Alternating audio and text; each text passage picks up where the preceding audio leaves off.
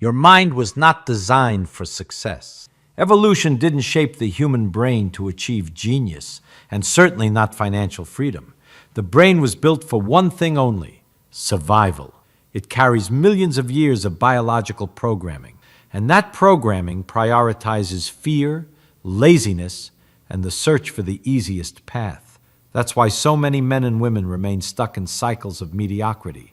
They're trying to run an extraordinary life on outdated software. But pay very close attention to me right now. There's a secret, almost forbidden, that can completely transform your life. The mental hack to unlock success 100 times faster. Think about a computer. It can be hacked, it can be optimized, and it can become something far more powerful than it was at the beginning. Now imagine your mind the same way. It's also like a computer, but infinitely more complex. If someone can unlock hidden functions in an ordinary machine, just imagine what happens when you learn to hack your own brain. You unlock resources that were always there but never used. You accelerate processes, create new pathways, open possibilities that once seemed unreachable. The difference is that, when it comes to the mind, this hack doesn't just boost performance, it redefines who you are and what you can achieve. That's why you must hack your mind. You can't expect it to naturally move toward discipline, focus, and success.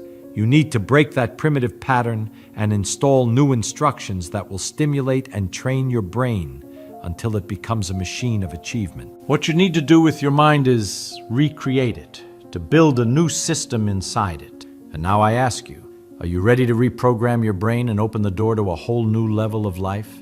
Because starting right now, I'm going to show you how to turn this theory into practice. So pay close attention. True understanding only happens when we can explain something in a simple way. Let me explain it to you more clearly.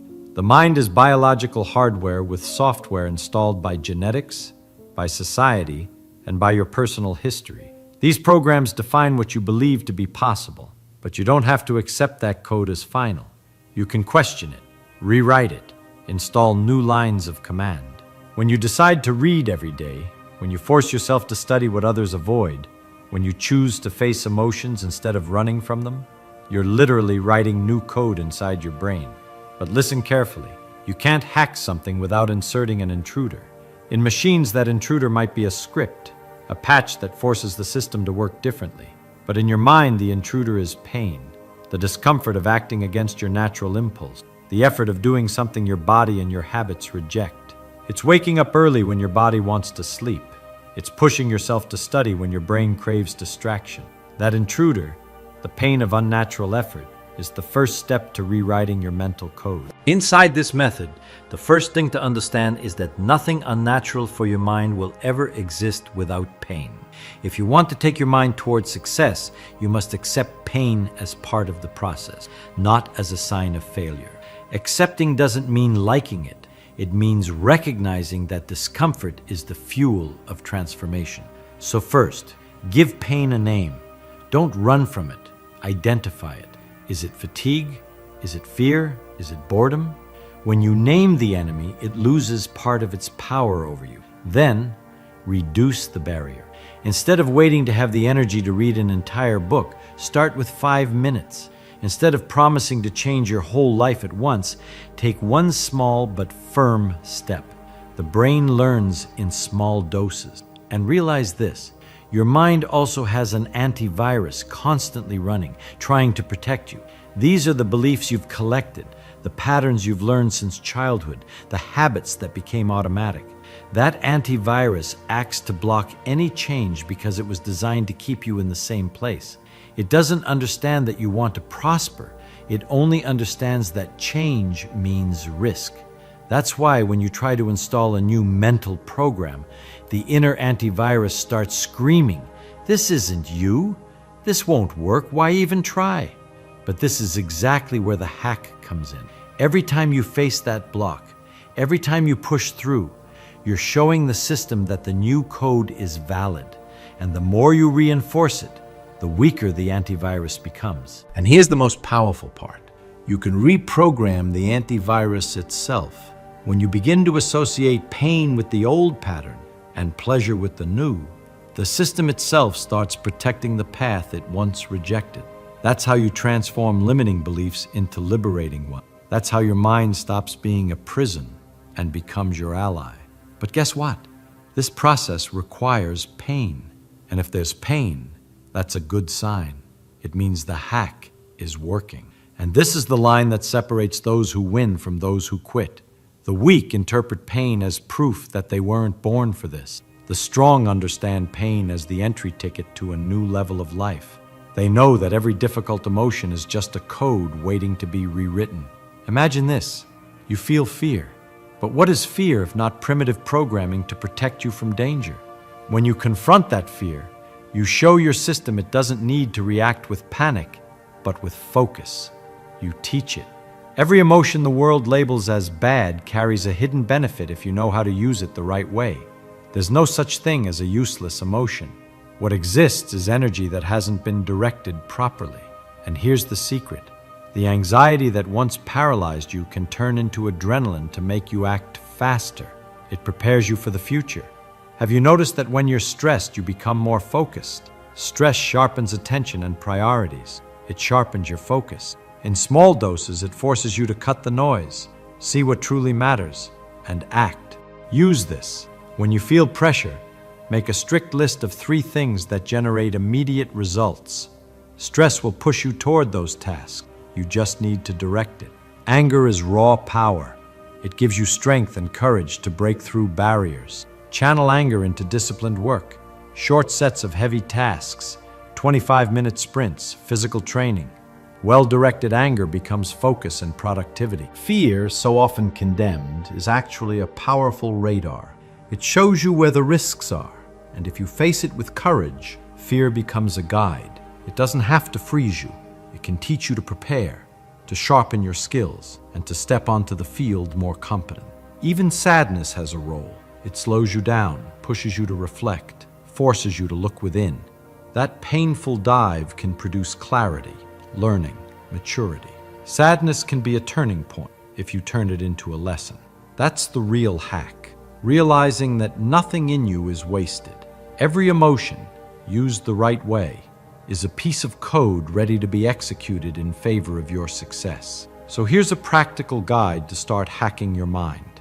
When you feel stress, don't fight it. Stop, take 3 deep breaths, and ask, what needs my attention right now? Use stress as a filter. Choose 1 or 2 key tasks and attack them with intensity. Stress will turn into focus. When anxiety shows up, don't let it swallow you. Turn anxiety into movement. Take that electric energy in your body and convert it into immediate action. Rehearse out loud. Organize your desk. Draft a quick outline. You'll feel the relief of action and realize anxiety was just fuel. If fear comes, look it in the eye. Ask yourself, what's the worst case scenario and how can I prepare? Once you prepare, fear shrinks because now there's a plan, a strategy. What felt paralyzing becomes guidance. With anger, don't explode. Channel it.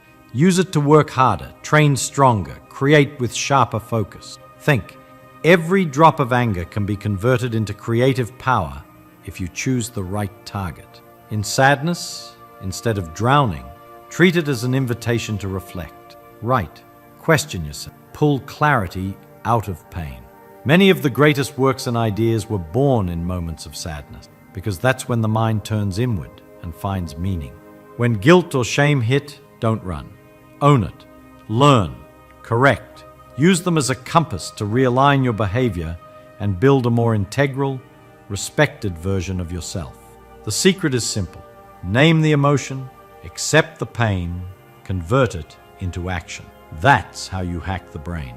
That's how you turn what looked like weakness into strength. Do you see the power in this? Once you understand that every so-called negative emotion can become a tool, you'll never again look inside yourself as an enemy. You'll see an arsenal ready to be used in your climb towards success. But now pay very close attention. The true mental hack isn't just turning pain into strength, it's also breaking addictions and reprogramming routines. Think about it.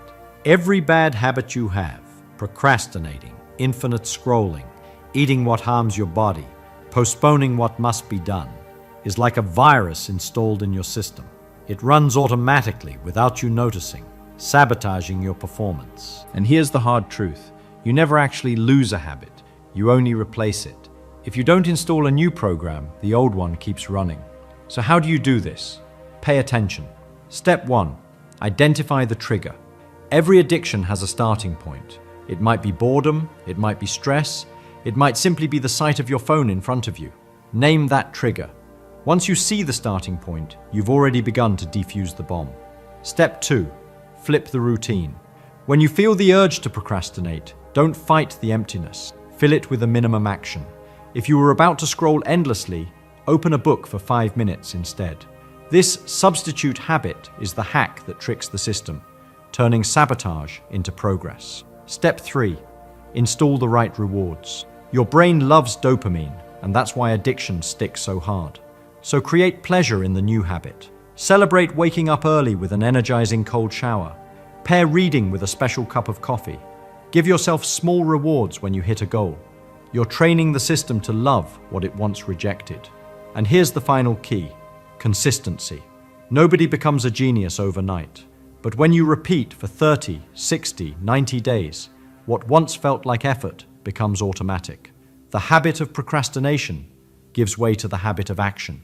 The habit of waking up late gives way to the habit of rising with purpose. The habit of consuming empty things is replaced by the habit of feeding your mind with powerful knowledge. To truly understand something is to be able to play with it. So play with your habits. Experiment with change. Test rewards. Adjust triggers.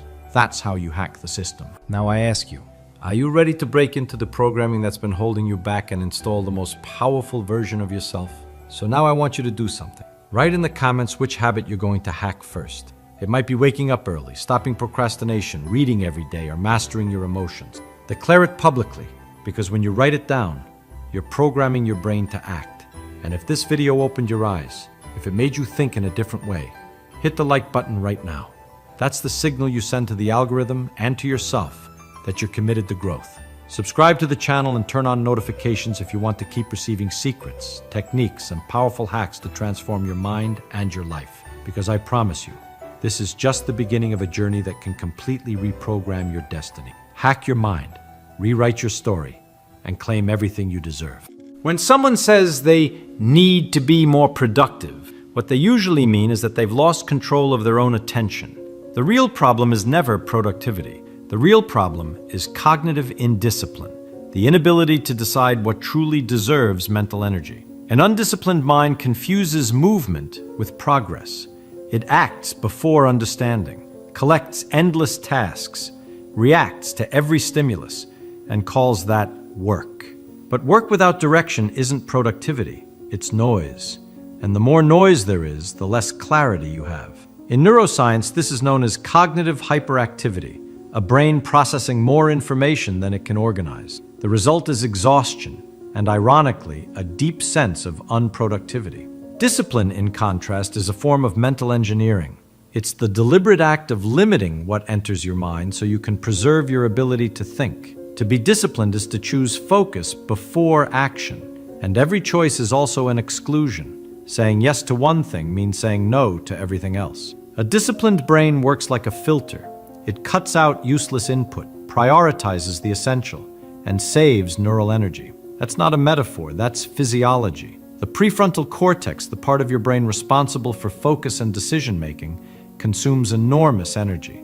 The more irrelevant decisions you make, the faster it burns out, and the harder it becomes to make the right one. That's why disciplined people appear calm. Not because they have more time, but because their brain wastes less energy fixing mistakes born from hurry. An undisciplined mind is always reacting. A disciplined mind is always directing. And the difference between reacting and directing is what separates effort from results. Have you noticed how the brain hates silence? When there's no stimulus, it creates one. When there's no urgency, it invents it. That's how the restless mind is born. A system that craves speed when it actually needs precision. Hurry is a biological reflex, not a rational choice. It comes from the same mechanism that once saved our ancestors from danger. What was useful for escaping predators has now become mental sabotage. The modern brain lives in a constant state of alert, surrounded by notifications, sounds, and microstimuli. Every phone buzz is treated as urgent, even when it isn't. And the more stimuli, the more dopamine. More dopamine, more urgency. More urgency, less clarity. That's where discipline starts to disappear. Because discipline is the ability to hold a steady intention in the presence of distractions. But an overstimulated brain loses that ability. It acts by reflex, not by decision. Neuroscience calls this dopaminergic hyperactivation. The brain starts chasing constant rewards like a radar, addicted to novelty. It becomes used to stimulation, not focus. And focus is the first thing that dies in a restless mind. Disciplined people don't have more willpower. They have less internal noise. They create conditions for the brain to think, not just react. That's why the first step toward discipline isn't doing more. It's reducing the number of stimuli that control you. A brain that reacts all the time will never command anything. And the difference between reacting and commanding is what determines the destiny of a mind. Popular culture turned willpower into a kind of superpower. If you want it badly enough, you can do it. But neuroscience is clear. Wanting is not power. It's only intention. And intention without structure is unstable. One of the most famous experiments on this was conducted at Case Western Reserve University. Researchers divided people into two groups. One group could eat the cookies on the table. The other had to resist and eat only radishes. After that, everyone was given an impossible logic puzzle to solve. The result? The group that had resisted the cookies gave up much faster. They weren't less intelligent. They had simply depleted their self-control. Willpower is like a muscle. The more you use it, the faster it tires. That explains why disciplined people seem to have more energy. They don't waste willpower on small decisions. They design their environment and routines so that the right action happens naturally. That's the key to true discipline. It's not about resisting temptation. It's about preventing it from appearing in the first place. The brain doesn't win what it must fight every day. It wins what it no longer has to face. Willpower is a scarce resource. Discipline is the system that protects it. That's why people who try to change only with motivation always fail. Because motivation is emotion, and emotion is volatile. Discipline is design. And good design doesn't rely on constant effort. It relies on intelligent structure. If you want to turn this idea into action, the first step is to stop relying on willpower and start designing your own system. The brain doesn't respect promises, it respects patterns. That means you have to replace daily decisions with fixed structures. Don't say, "I'll try to wake up early tomorrow." Say, "I'll wake up at 6 and my phone will sleep in another room." That way you remove the negotiation before it even begins. Apply this principle to everything. If you want to eat better, don't wait to resist hunger. Organize your fridge so the right choice is the easiest one. If you want to study, define the exact time and place it will happen every day. Keep both constant. The brain learns through context. When the body recognizes a pattern, it switches to automatic mode. The secret is to reduce the number of decisions you need to make. The fewer choices your brain has to process, the more energy it has left to execute. That's what separates a disciplined person from a tired one. The disciplined don't constantly wonder what they should do. They simply follow the system they built. So stop trying to be strong. Start being strategic. Design your days the way an engineer designs a machine, with processes, not with hope. Self-control isn't the act of resisting. It's the result of having prepared the environment so that resistance isn't necessary. The human brain is a machine built for efficiency. It hates conscious effort. Anything that can be turned into a pattern, it turns into one. Anything that can be automated, it automates. That's why habits are so powerful and so dangerous. They don't ask for permission. A repeated behavior gets encoded into automatic circuits outside your conscious control. The mind starts executing it on its own, like a background program running quietly beneath awareness. Discipline is exactly that, a mental code learned and repeated until it becomes natural.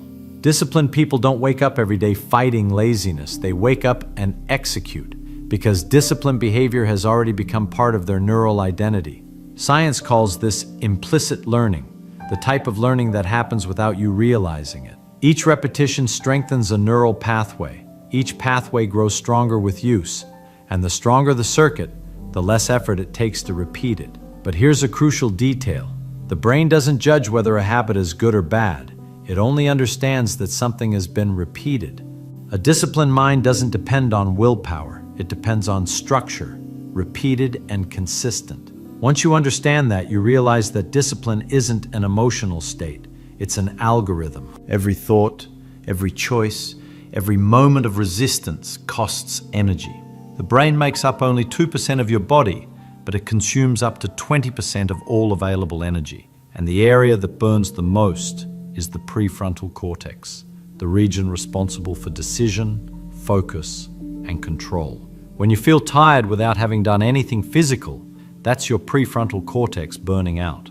It depletes itself every time you need to decide what to do, resist an impulse, or switch between tasks. That's why undisciplined people are always exhausted. Not because they work more, but because they waste energy on useless decisions. They overthink before acting, and then act without knowing why. They live in a loop, decide, give up, regret, and decide again. The disciplined mind, on the other hand, works with economy. It reduces the number of decisions that need to be made. Everything that can be standardized is standardized. Everything that can be removed is removed. That's why highly disciplined people often seem calm, even detached. It's not a lack of emotion, it's cognitive efficiency. They treat attention as a finite resource and protect every fragment of it. Focus isn't strength, it's energy management. You don't lose discipline because you're weak. You lose it because you waste energy on the wrong things. A brain divided among 1,000 stimuli can't sustain intention in any of them. From a neuroscientific point of view, being disciplined means learning to reduce the cost of decisions. It means turning the essential into routine so that your prefrontal cortex only works on what truly matters. The less energy you waste deciding, the more energy you have left to build. That's the math of discipline. Fewer decisions, more consistency. Less effort, more progress. You're not as free as you think. Most of what you call choice is just a response to the environment. The brain is a machine of adaptation. It reads what's around it and acts accordingly, long before you're even aware of it. Neuroscience calls this environmental priming, external stimuli that shape your automatic behaviors. A simple example: if your phone is on the table, you'll look at it. Not because you decided to, but because your brain has been conditioned to react to that object. Every element of your environment is a trigger. Some trigger productivity, others trigger distraction. That's why undisciplined people live in conflict. They try to change behavior while keeping the same environment. Discipline doesn't grow in chaos. The environment must support the behavior you want to repeat and make the wrong one harder to perform. It's a biological rule. The brain always follows the path of least resistance. If sweets are in the cupboard, you'll eat them. If your phone is by your bed, you'll reach for it. If the people around you live distracted, you'll imitate them. That's not weakness. It's social neuroplasticity. You become a reflection of your surroundings. The disciplined person understands this and acts like an engineer. They design the environment before depending on willpower. They remove the wrong triggers and position the right ones. They keep visible what they want to remember and out of reach what they want to forget. If you want to build discipline, the first step is to physically clean the space where you live and work. Look around you. Everything that doesn't contribute to the kind of person you want to become has to go. Objects, noises, distractions, people, all of them are environmental code, and your brain is reading that code constantly. Every single element around you is a silent instruction. Start with the place where you work or study. Remove the excess. The brain thinks more clearly when the environment communicates order. Then look at where you sleep. Your room should signal rest, not stimulation. If your phone is your biggest enemy, keep it out of physical reach before you go to bed. The brain needs real barriers to respect real limits. At the same time, reposition the triggers that help you. If you want to read more, keep the book visible. If you want to exercise, set out your workout clothes the night before. If you want to wake up early, put your alarm clock far from the bed. That forces your body to act before your mind starts negotiating with laziness. Don't rely on willpower. Rely on design. You don't need to be stronger than your distractions. You need to be smarter than them. Create environments that push the right behavior forward and make the wrong one inconvenient. When the environment changes, behavior changes. And when behavior changes, identity begins to take a new shape. That's how discipline is built intelligently, through spatial design, not through resistance. The brain adapts to everything it repeats, including the world around it. So if you really want to change, don't start from the inside out. Start with what surrounds you, because the world around you is programming your brain every single day, with or without your permission. The brain is the best student in the universe, but it doesn't learn from words, it learns from repetition. Every time you repeat an action, the same neurons fire together, and when they fire together, they form stronger connections. That's what neuroscience calls synaptic plasticity. Discipline is simply using this principle in your favor. It's not about forcing yourself to change, but about teaching the brain until it learns to act on its own. And the kind of learning that truly reshapes behavior is implicit. It happens beneath awareness. To train your brain to learn automatically, follow a simple structure. First, pick a single, measurable behavior. Nothing vague like, I'll change my life. Choose something concrete and observable. I'll study for 30 minutes. I'll walk for 10. I'll meditate for 5. The brain learns through repetition of specific patterns, not abstract intention. Then, repeat the action at the same time and in the same place until it feels automatic. Consistency creates predictability, and predictability creates neural comfort. The more stable the context, the faster the brain binds the behavior to the environment. And finally, never break the chain. Each day of repetition is a vote for the new circuit. Each break resets part of the process. That's why consistency matters more than intensity. Even on bad days, do the minimum required. The goal is simply to keep the pathway alive inside the brain. That's why fighting a bad habit is useless. You don't beat addiction by resisting it. You beat it by offering the brain a better reward. Dopamine is the messenger at the center of this process. It's released not when you receive pleasure, but when your brain anticipates it. That means a bad habit isn't fueled by the act itself, but by the expectation of relief. And this is where the scientific strategy of substitution begins. You must change the address of pleasure. Start by identifying the trigger behind the habit. It's rarely the behavior itself that controls you. It's the context that activates it. Notice what comes before: the time, the place, the emotion. Smoking, for example, might not be the addiction. The trigger is the break, the pause, the momentary relief. Then, replace the behavior but keep the trigger. The brain needs continuity, not rupture. If stress is your cue, trade the cigarette for deep breathing, a short walk, or a sport you enjoy. The stimulus stays the same, but the response changes, and over time, the new response grows stronger. Next, increase the reward of the new habit. Pair it with genuine pleasure. Listen to music, track your progress, celebrate small wins. The brain must see that the new path also produces dopamine. Without pleasure, no habit survives. And finally, remove access to the old circuit. As long as the old stimulus is nearby, the brain will return to it. The environment must support the new route. Temptation should never be within reach. With time, the new behavior starts to bring the same relief the old one did. Dopamine moves to a new address, and when that happens, the brain understands. This is the new pattern. Substitution is the most intelligent form of discipline because it works with the brain, not against it. You don't have to fight your impulses. You need to redirect them. You can have the sharpest mind in the world, but if the body is unregulated, discipline won't last. The brain is a physical organ, and its ability to make decisions depends on the chemistry that fuels it. That's why sleep and biological rhythm are as essential as focus. During deep sleep, the brain performs two critical functions.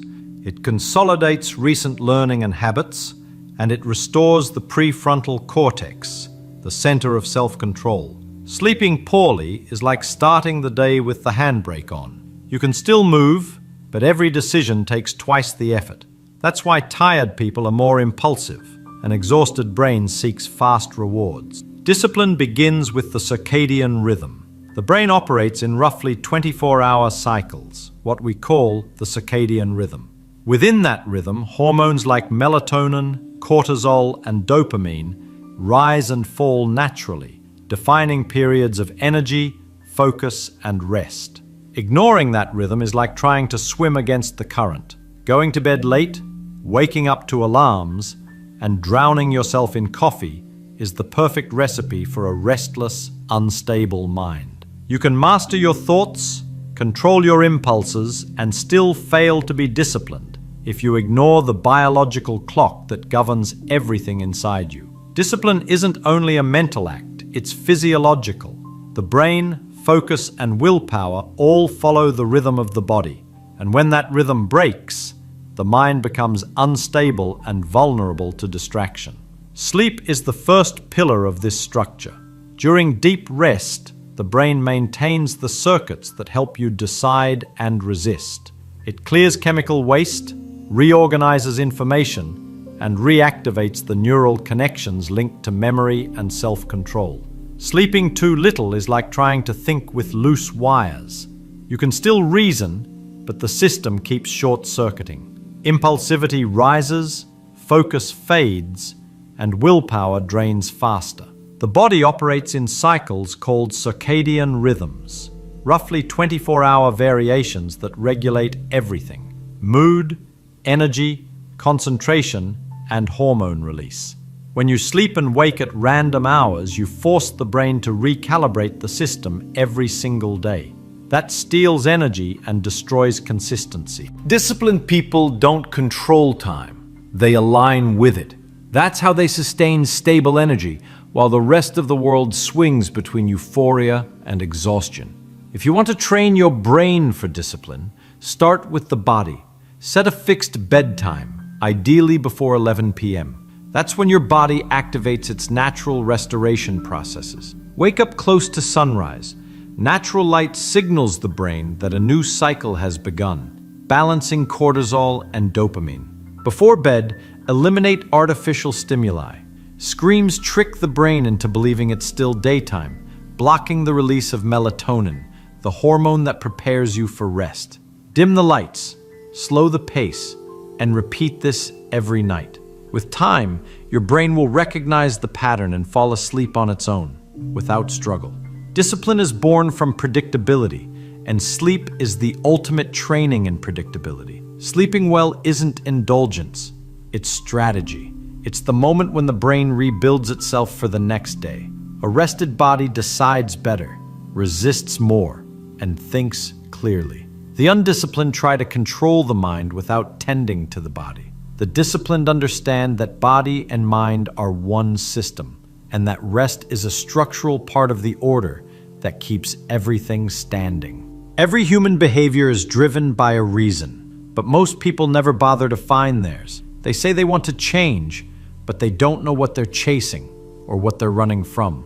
Without clarity, the brain simply doesn't obey. The human mind is wired to seek pleasure and avoid pain.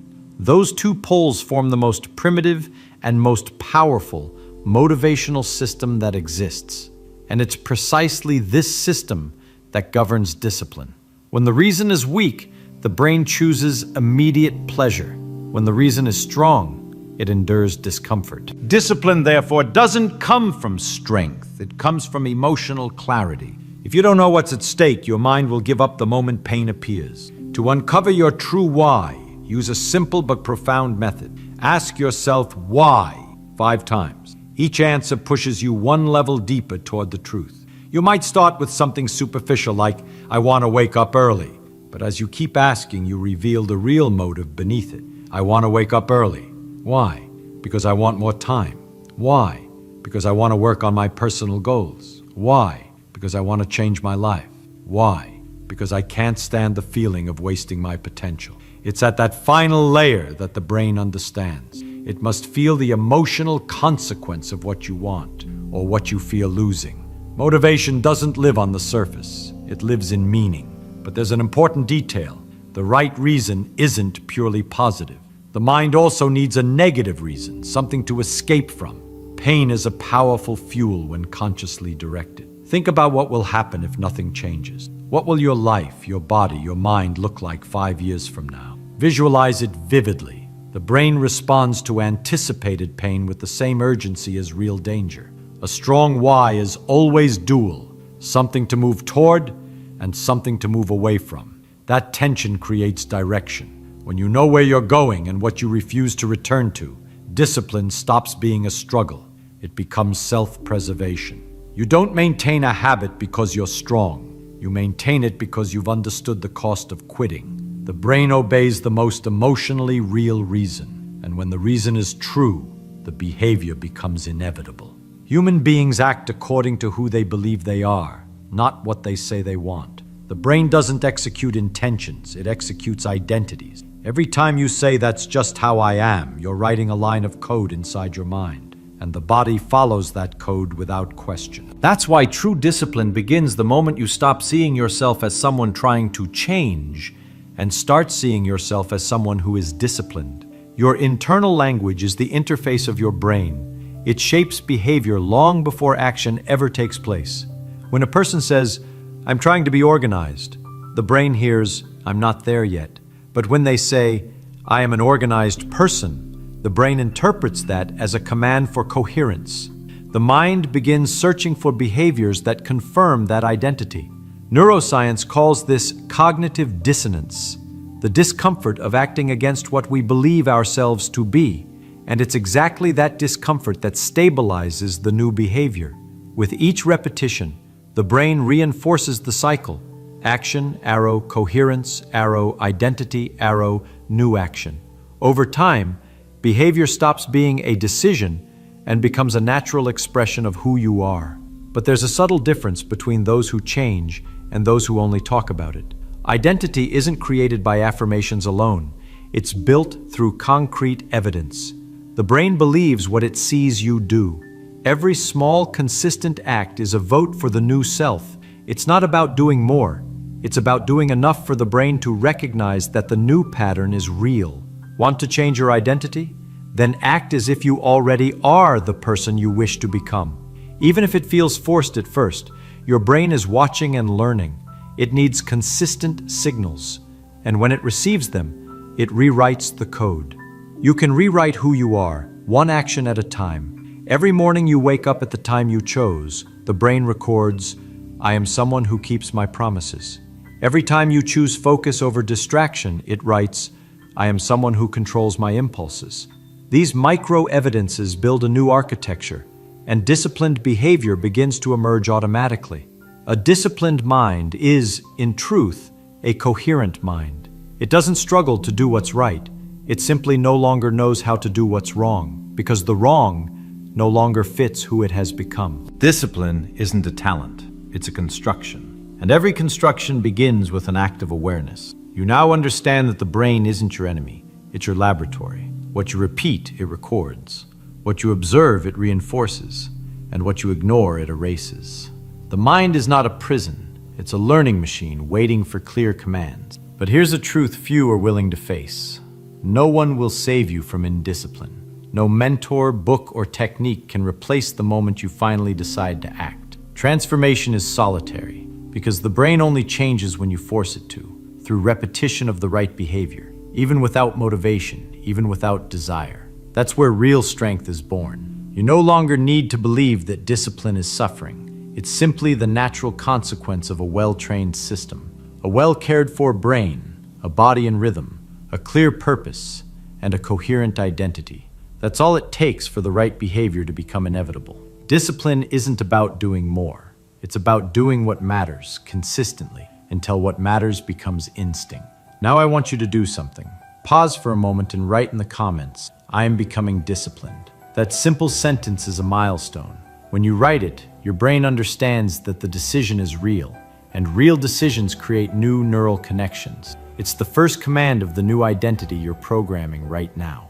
Leave your like, subscribe to the channel, and activate the notification bell. Here, we don't just talk about discipline, we build it through science, reason, and self-awareness. Each video is a lesson for those who want to think better, live better, and master themselves through logic, not emotion. Remember this, a disciplined mind isn't born from strength, it's born from clarity. You don't conquer chaos by fighting it. You conquer it by building order within yourself. Every day you choose focus over distraction, presence over impulse, purpose over instant pleasure. Your brain records, "This is who I am now." And when that pattern stabilizes, something extraordinary happens. Discipline stops being an effort and becomes your nature.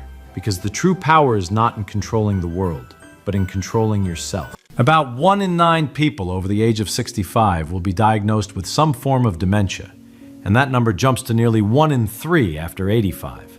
And here's the shocking truth. It may seem like an inevitable fate, but it isn't. Research from leading neuroscience centers shows that people who keep their brains active can cut that risk by up to 50% in their likelihood of developing dementia. And now, listen carefully. When you stop learning, your brain begins a silent process of deterioration. Memory becomes fragile. Reasoning slows down. Creativity fades. You start to lose the very thing that makes you human, the ability to think freely, to question, to create. You probably know that our bodies need constant stimulation. When someone stops training their muscles, what happens? They shrink, they weaken, they become fragile. The brain is like an invisible muscle. When we stop reasoning, questioning, and learning, it begins to wither in silence. The connections that support memory, logic, and creativity start to break down. And this process gives no warning. One day you simply wake up and realize you're forgetting simple details. You no longer think as clearly. And the mental energy that once felt natural is gone. Hundreds of millions of people around the world already live this reality. Many don't realize that the root cause is not just age or cruel destiny, but the lack of constant mental stimulation. How many times have you heard someone say, "I got old and lost my memory"? What almost no one tells you is that memory loss doesn't come from age itself, but from stagnation. A person stops challenging themselves, stops studying, stops learning new things, and the mind shifts into survival mode. It stops growing because it sees no need. And when that happens, not only does memory weaken, but the entire body begins to respond with signs of decline. But don't worry, there is a solution. You can change everything starting today, if you're willing. Imagine being able to stop this process before it even begins. Imagine living your whole life with mental clarity, with the energy to learn something new every single day. It's not just about reading more books or memorizing information. It's about staying alive on the inside, about challenging your mind at every moment, like a scientist facing the unknown. And here's the key. Continuous learning is like oxygen that keeps this extraordinary machine running at peak performance. Without challenges, without new information, without curiosity, the brain suffocates. But when you feed it with study, with reasoning, with bold questions, something amazing happens. It builds new connections, strengthens memory, opens doors that once seemed closed. And this is not only for the young, not only for scholars, it's for everyone, at any age.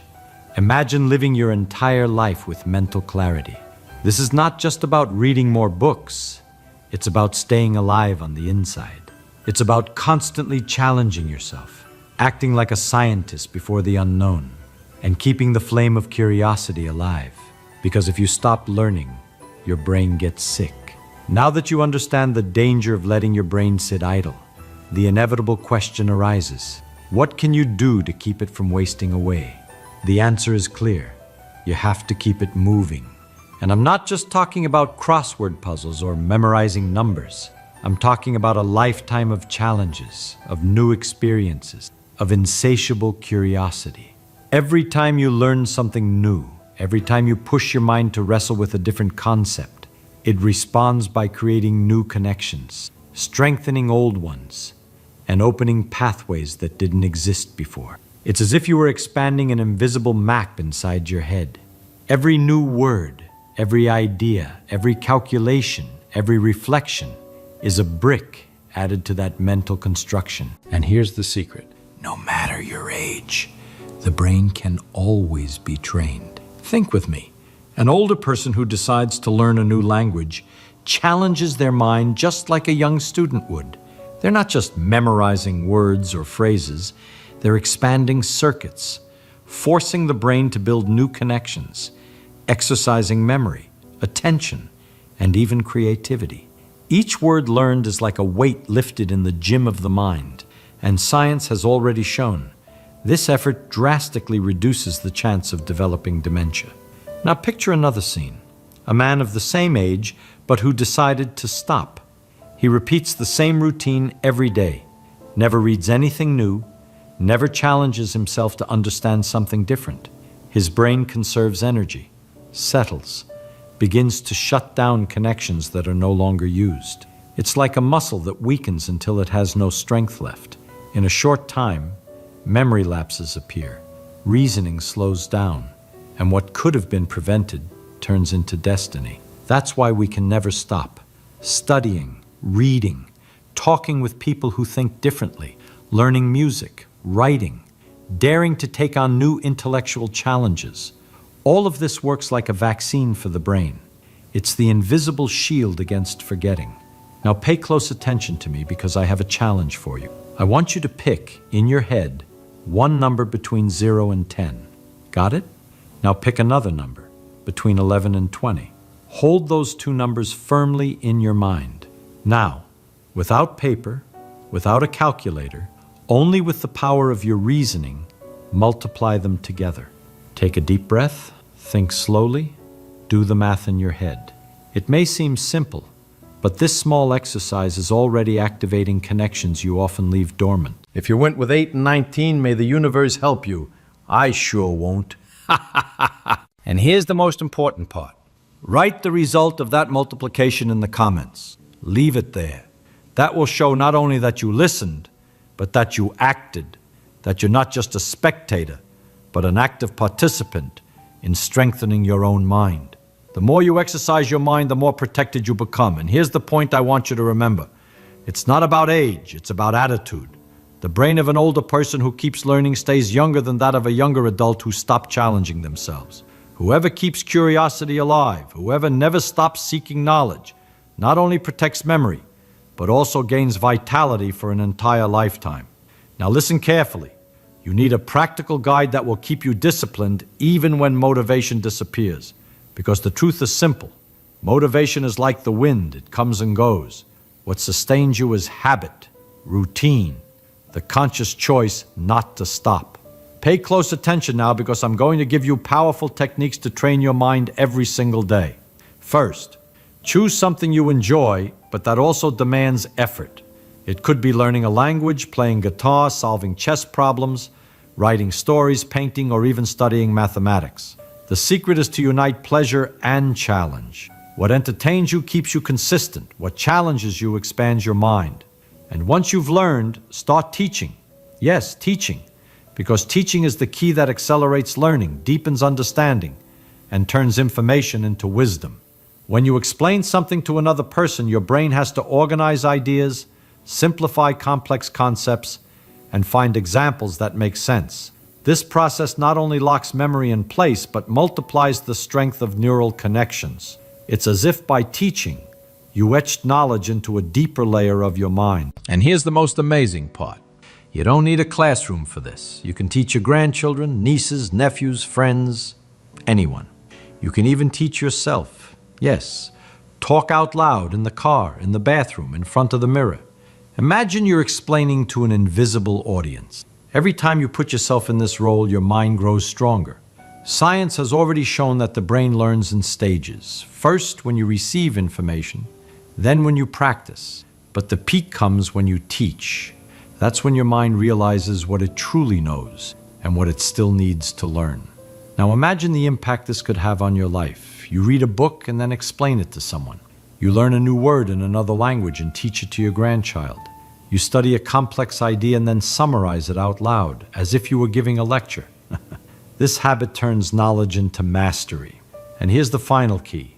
Don't wait to become an expert to start teaching. Teach from the very beginning, even if it's only a little. Because every explanation is training. Every attempt to translate a concept is a victory of the brain over stagnation. A master is not someone who knows everything, but someone who never stops learning and sharing. Second technique. Set small, consistent goals. Don't try to learn 100 words at once. Learn 5 words a day, but do it every day. The mind responds better to consistency than to bursts of effort. The brain loves rhythm. Train active memory. It's not enough to read or listen, you need to recall. Close the book and try to repeat what you read. Pause the video and explain to yourself what you just heard. It's in this effort to remember that memory strengthens. Create a fixed ritual. Just like you brush your teeth without thinking, make mental training a non-negotiable habit. It can be 20 minutes in the morning or half an hour before bed. What matters is that it's sacred, a promise you make to yourself. Third technique, eliminate distractions, turn off notifications, create a quiet space. Your brain cannot grow if it's constantly being pulled away. Focus is the bridge between you and knowledge. Fourth technique, mix pleasure with discipline. Read about topics you love, but once in a while choose something difficult. Learning only what you like won't expand the mind. Facing what makes you uncomfortable is what creates new connections. Fifth technique, reward yourself. Every time you reach your goal, celebrate. A coffee, a walk, a break. The brain responds to reward and associates effort with pleasure. Imagine this.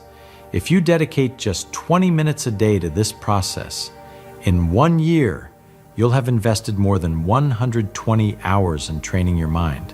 And that could be the difference between a brain that fades and a brain that keeps shining until the very last day of your life.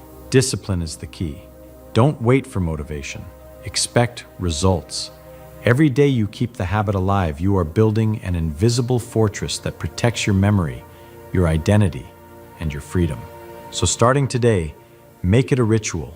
Learn, explain, teach, even if it's just to yourself, because teaching is learning twice.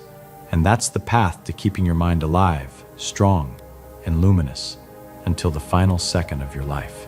Like this video and subscribe to the channel if you want to keep your brain young and sharp, because here I'll show you how to never let your mind stop. Leave a comment telling me what you thought about this reflection. What struck you the most? What are you going to start applying from today on?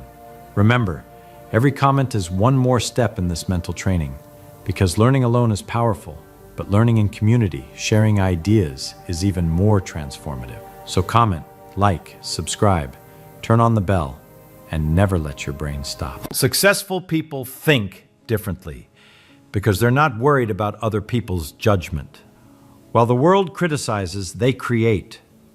While most people are busy protecting their reputation, they're too busy searching for the truth. And here's the key. Thinking differently is not an aesthetic choice. It's an intellectual survival skill. If you think like everyone else, you'll end up with the same results as everyone else. And the average is harsh. Uninspiring jobs, lives with no purpose, routines where people wake up, work, complain, and go to sleep. Nothing more. Is that really living? Or is it just surviving? Pay close attention now, because this may change the course of your life. Think differently or die average. Stop believing what everyone else believes. Stop repeating what everyone else says. Every success story begins with someone who dared to disagree with normality. Not because they wanted to look rebellious, but because curiosity was stronger than the fear of judgment. And it's this curiosity, directed and disciplined, that opens doors the average will never see. So think differently. And if you decide to think differently, prepare yourself for something greater. The freedom to learn anything, to create paths no one has created, to master your own mind. Listen carefully now, because what I'm about to reveal lies behind every genius mind: curiosity. Ordinary people lose curiosity over time. They accept ready-made answers, stop asking questions, stop investigating. They think they already know enough. And that's the moment mediocrity sets in. Now look at the people who truly stood out.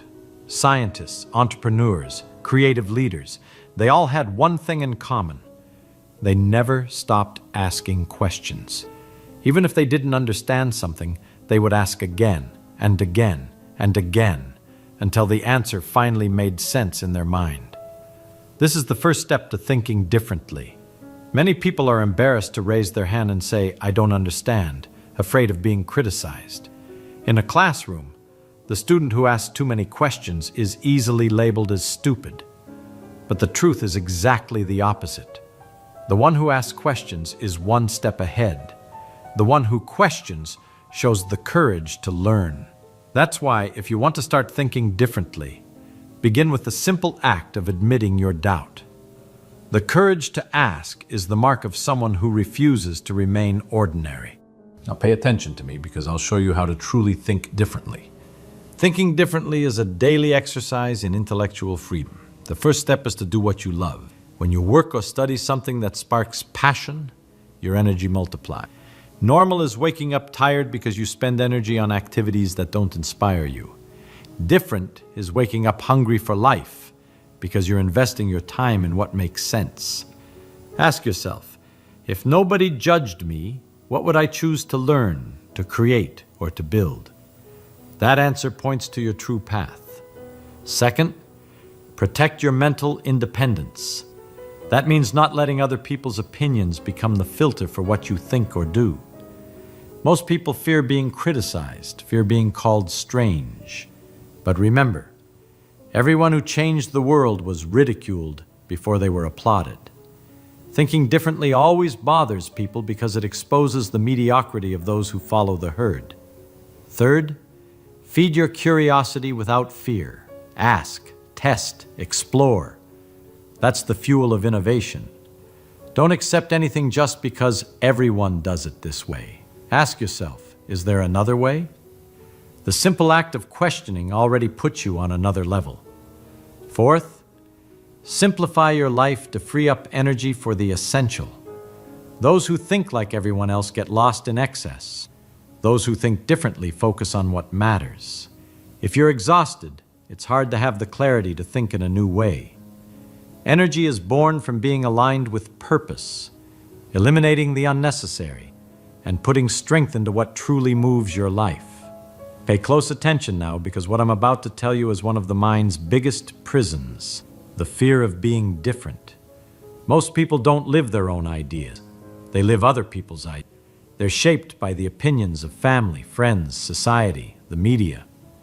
They spend life trying to please, to fit in, to be accepted. But those who think differently understand something simple. If you always seek approval, you'll never have clarity. To think differently, you must learn to shield your mind against the pressure of the majority. And that starts with a daily exercise. Every time you feel tempted to do something just because everyone does it, stop and ask, does this really make sense to me? Does it bring me closer to what I want? Or does it just make me like everyone else? That simple question is enough to expose the automatic choices that keep you stuck in the average. Remember, life is too short to live dependent on other people's approval. Another point, choose carefully the voices you listen to. I'm not saying ignore everything and everyone, but be discerning. Ask yourself, does this person have results I admire? Do they live what they preach? Or do they just repeat what they've heard? If not, why give their opinion so much weight? Learn to separate constructive criticism from noise. And here's a powerful detail. The courage to stand by your own vision earns respect, even from those who disagree. At first, you may be criticized. You may even be ridiculed. But over time, when results appear, the same people who laughed at you go quiet. Nothing is more convincing than the evidence of a life lived with purpose and authenticity. Thinking differently is swimming against the current. It's bearing the pressure of judgment without giving in. It's choosing the clarity of your conscience over the empty applause of the crowd. And when you train yourself in this, you realize that freedom isn't being accepted. It's living true to what you believe, even if no one claps. Thinking differently isn't an inborn talent. It's a trained habit. You're not born outside the box. You build the box and then learn to break it every day. That takes discipline, and discipline is born from rituals. If you want to stand out, you need to turn curiosity and mental independence into concrete actions that shape how you think. The first ritual is the daily question. Pick any situation in your life and ask, why is this done this way? Don't accept the first answer, go deeper. Who said it has to be like this? Is there a better, simpler, faster way to do it? When repeated every day, this exercise trains your mind not to settle for ready-made answers. The second ritual is explaining out loud. When you learn something new, don't keep it to yourself. Explain it. Even if it's to the mirror, when you speak, your mind organizes, your ideas align, and the gaps show up. That's the moment you discover if you truly understood. This simple habit will accelerate your ability to learn 10 times more than someone who only reads and repeats. The third ritual is creative review. At the end of the day, take one idea or important concept you learned and recreate it in your own words. Use a metaphor, a story, an example from your life. This act of recreation makes the idea stop being external and become part of you. It's in this act that different thinking begins to flourish. And finally, the ritual of conscious observation. Set aside a few minutes to observe something ordinary and ask yourself, what is no one else seeing here? It could be an object, a situation, even a conversation. This practice trains your eyes to see beyond the obvious. That's how innovations are born, from someone who looked at the ordinary and saw the extraordinary. Those who practice these rituals don't just think differently, they begin to live on another level of perception. And that difference builds up day after day until it becomes an advantage impossible to ignore. But here's the truth. The path of those who think differently is never easy. They are misunderstood, judged, often humiliated. The crowd cannot stand those who break the pattern, because independent thinking exposes the mediocrity of those who prefer to follow the herd. It's easier to call someone crazy than to admit they might have seen something you didn't. But listen, every great person you admire went through this. Galileo was condemned for seeing beyond what the church accepted. Bruce Lee was ridiculed for mixing styles and creating his own philosophy. All of them were seen as too different until the world had to bow to the evidence of what they built. And here's the secret few have the courage to accept. Thinking differently is expensive in the beginning, but it pays dividends forever. The rejection you feel today is the same energy that will fuel your victory tomorrow. This is the path of those who refuse to die average. They choose truth over acceptance, curiosity over indifference, courage over fear. And with that, they build something that lasts, something that inspires, something that cannot be erased. So I tell you, if you want to think differently, be prepared to be misunderstood, be ready to be criticized, but also be certain that in the end you will be remembered. Because no one remembers the crowd that merely repeated. History remembers the names of those who dared to be unique. Think differently, protect your flame, and never bow to mediocrity. Because in the end, you either have the courage to live as an exception, or you accept dying as just another in the average. Now it's on you. I want you to prove to yourself that you've chosen to think differently. Write in the comments, I will never accept dying being influenced. This phrase is more than words. It's a pact with your mind, a declaration that you will not bow to mediocrity. And if you enjoyed this lesson, leave your like. And don't forget to subscribe to the channel and hit the notification bell, because here you'll keep receiving ideas that will challenge your mind, expand your vision, and accelerate your learning. Remember, those who think like the majority live like the majority, but those who choose to think differently create a destiny the crowd could never imagine. Many people believe that focus is simply forcing yourself to stare at something for hours. But that's as ineffective as trying to push a wall with your bare hands. Here's the secret. Energy must be channeled, not wasted. Just like light, when concentrated into a laser beam, gains the power to cut through steel, your attention, when directed with relentless precision, has the power to break through any barrier in life. Pay close attention to me. because this can change the way you see yourself. Your brain works like a particle accelerator. Billions of electrical signals are firing every second, colliding, crashing, creating new connections. But without direction, all of that activity is chaotic, scattered, without results. When you learn to create focus tracks, the same way physicists guide beams of particles in straight lines with magnetic fields, what was once confusion turns into organized power. This is the first secret to training your brain like a genius.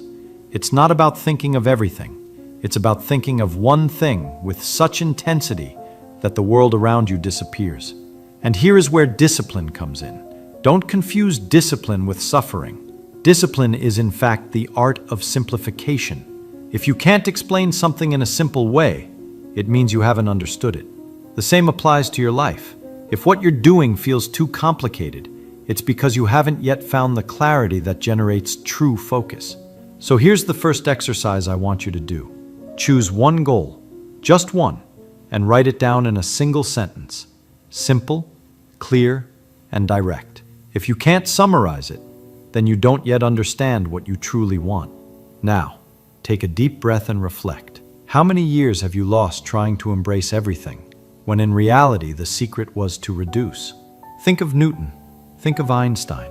Geniuses who dedicated decades to just a handful of questions, and because of that, they achieved greatness. Your focus is your most powerful weapon. Use it like a laser beam. Your brain is like a telescope.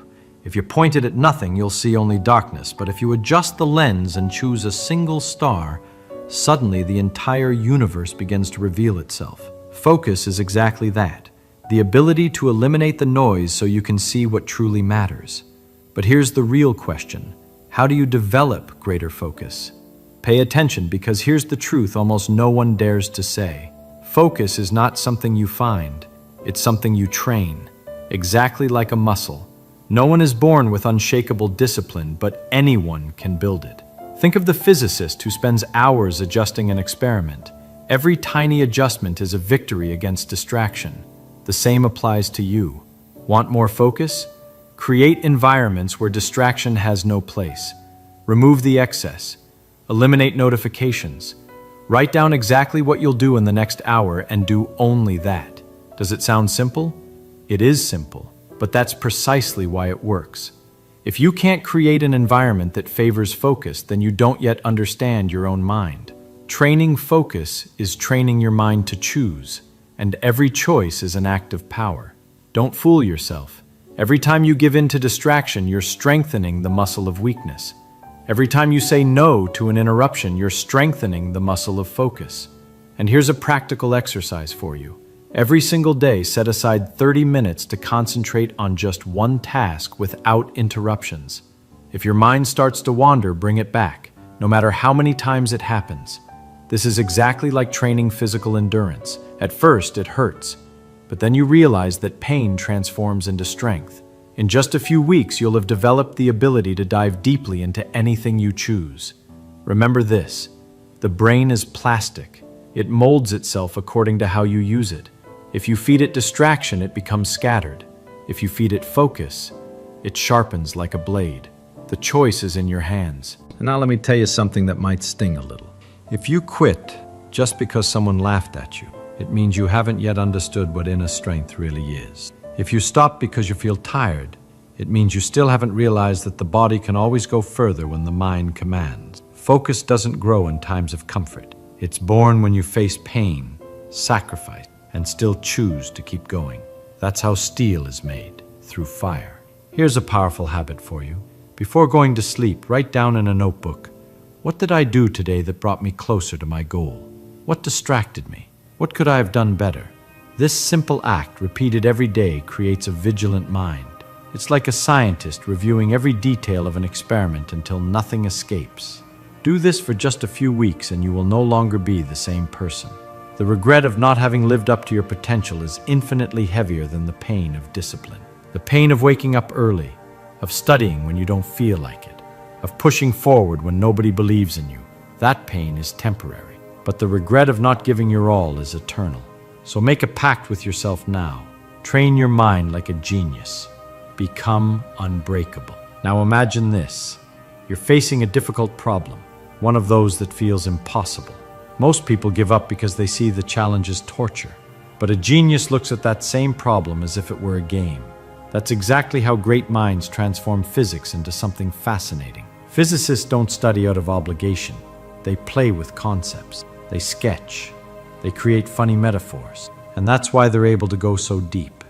And here lies one of the greatest secrets of humanity about learning. When you enjoy what you study, you don't just learn more. You also train focus and discipline to levels that seem almost superhuman. So what's the difference between someone who quits quickly and someone who dives deep into an idea until they master it? The difference lies in emotion. The one who finds joy in the process doesn't need external motivation, because the very act of studying, practicing, or creating becomes its own reward. This is the key you need to understand. Focus is not sustained by brute force, but by fascination. Want to improve your focus and discipline? Transform every task into an experiment. Ask yourself, how can I make this more interesting? How can I see this problem from a new perspective? By doing this, you activate curiosity, and curiosity is like a magnet for the mind. It pulls your attention without effort. The first rule is not to fool yourself, and you are the easiest person to fool. That means you can't trick yourself into believing you have focus if you secretly hate the process. The brain rejects what doesn't make sense to it, but when you connect emotionally with what you're doing, focus arises naturally. And every time you practice this kind of playful, creative study, your discipline grows without you even noticing, because discipline stops being a prison and becomes freedom. Discipline is not just about enduring pain. True discipline is being so deeply involved in what you do, so passionate about it, that continuing becomes the most natural path. That is how you create not only unshakable focus, but a mind that learns and expands every single day. And this, right now, could be the moment when you decide to change everything. Your mind is your greatest weapon. It's not external resources, it's not luck, it's not what others say. It's your ability to train your brain like a genius, to develop relentless focus, to build discipline even when no one else believes in you. That is what will define how far you can go. Stay with me here, because You need to understand this. The world is already full of ordinary people, distracted, trapped in empty routines. But those who decide to master their focus, those who cultivate discipline and curiosity, they become unstoppable. They don't play by the rules, they create the rules. They don't wait for opportunities, they build them. So here's the question. Will you keep being just another face in the crowd? Or will you take command of your mind and transform your life into something extraordinary? Be honest with yourself. How many times have you promised to change, only to give up at the first difficulty? How many times have you let distraction win? That ends today. Make a pact right now. Sacrifice what you must, but never sacrifice your future. Train your brain, sharpen your mind, and success will simply become an inevitable consequence. And I want you to do something right now. Write in the comments, I am unstoppable, to seal this commitment with yourself. This isn't just a phrase, it's an act of decision. Click subscribe, turn on the notification bell, and hit the like button, because this is only the beginning of a journey that can completely transform your life. This is the moment when you stop living as a spectator and start acting as the protagonist. Remember this, regret weighs forever, but discipline shapes champion. In your hands lies the power to write a new story. So stand up, take action, and prove to the world and to yourself that your focus is truly unstoppable.